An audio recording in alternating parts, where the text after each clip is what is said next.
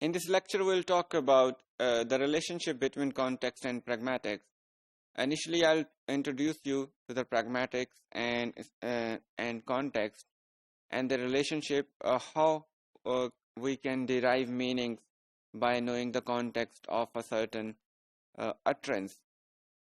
Both pragmatics and discourse analysis rely heavily on the understanding of context in order to construct certain meanings.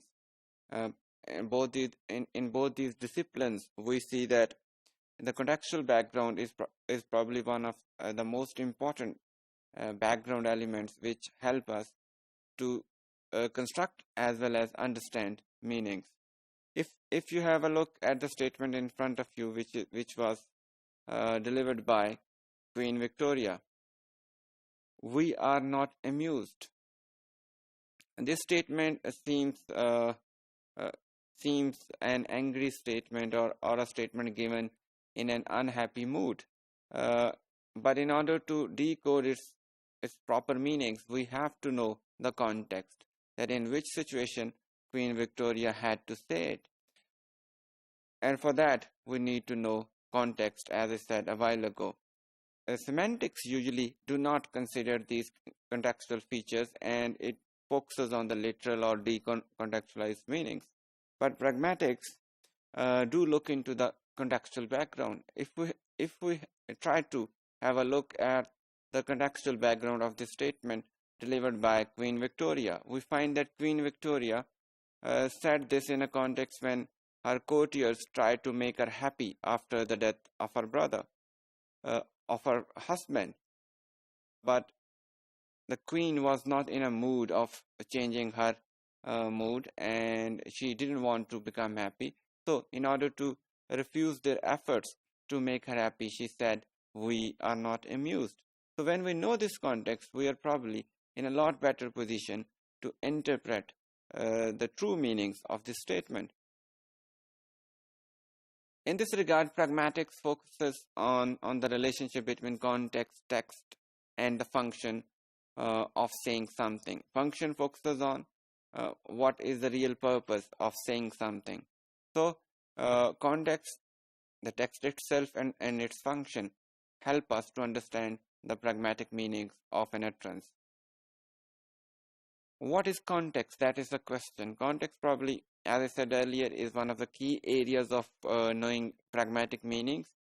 Context includes socio-psychological factors which help us construct a message or convey a meaning, and also the physical settings, socio-cultural settings, which help us or in which we construct that message. जिस जगह पे हम रहते हैं, जिस घर में हम रहते हैं, जिस मोहल्ले में, शहर में या मुल्क में हम रहते हैं, वो हमारा फिजिकल कॉन्टेक्स्ट है. और जिन हालात में हम एक ख़ास स्टेटमेंट देते हैं, वो प्रॉबेबली हमारा सोशियो कल्चरल और मेंटल कॉन्टेक्स्ट है. तो all these factors, when they're combined, make context. And there could be multiple other aspects of context which we'll talk about in the following lines. Context also includes the knowledge about time and place. At what time something is being uttered, and which place is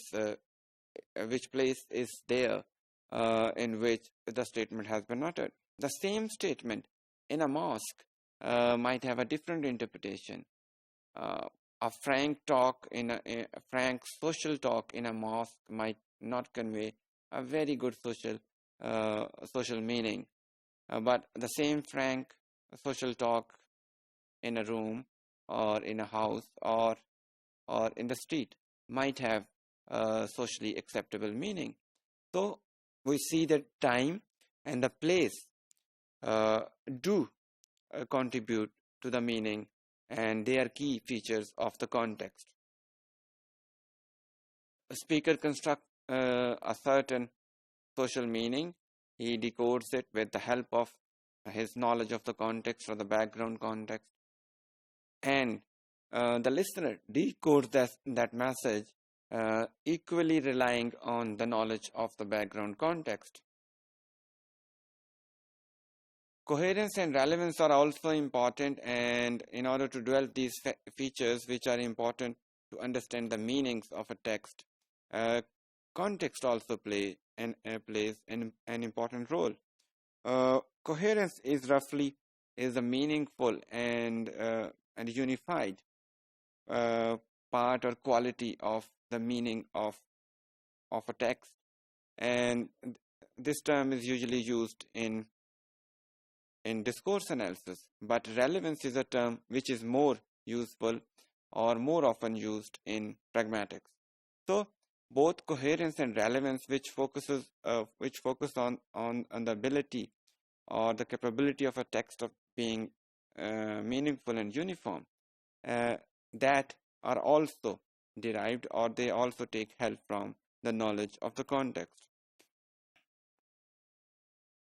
We also have the element of cohesion, which is uh, the internal relationship of various words used in the sentence, and which make a unit of text well connected with each other and thereby make it more meaningful.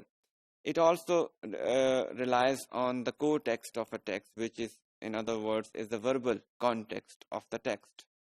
Relevance theory, as I have already explained, is a study of how the assumption of relevance holds text together meaningfully. Function is consists of speakers' short-term purposes of saying something and long-term goals to achieve something by saying this, by saying anything. In pragmatics, we know a term like speech acts, which deals with the functions of various utterances, and we can detect these functions behind an utterance or associated with an utterance only when we have a better knowledge of the context. These utterances or these functions are roughly known as the promise, rejection, and and threatening, apologizing. All these are the speech acts which we perform through the use of our language.